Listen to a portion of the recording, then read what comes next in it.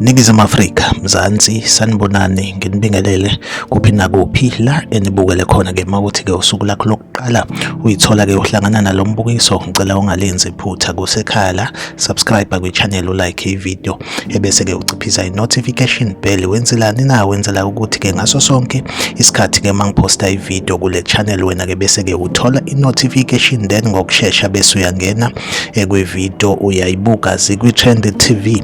Siyaqinisekisa ke ukuthi-ke sikulethela-ke lolo daba olusuke lotrenda ngalolo suku. Ingane zakwethu ey'ngena-ke njengamanje nezibuhlungu kakhulu endimeni-ke yabalandeli-ke bakaMaskandi noma ngithi-ke uTikTok ey'ngenayo ekuthiwa-ke laphana-ke insizwa laphana-ke uSibusiso Ndayi obedume kakhulu-ke ku-TikTok egama elithi-ke Mshefana, kuthiwa-ke naye sebemdubulile laphana-ke endaweni yaseGoli. uSibusiso Ndayi obephinde-ke abe udriver wamatekisi khona-ke laphana-ke eGoli. Insizwa-ke le ebidume-ke njengamancoko nokuzilalela kuwona-ke uTikTok, ikakhulukazi-ke igxile phela kuwona uMaskandi nanokungcofana-ke nje namanye-ke ama-TikTokers esingabala-ke laphana-ke oXolisani Mbeje njalo njalo. Kumnandi kunjeyana-ke, siyadabuka mase sizwa-ke naye ukuthi-ke engathi-ke usedlulile emhlabeni, udutshuliwe laphana-ke endaweni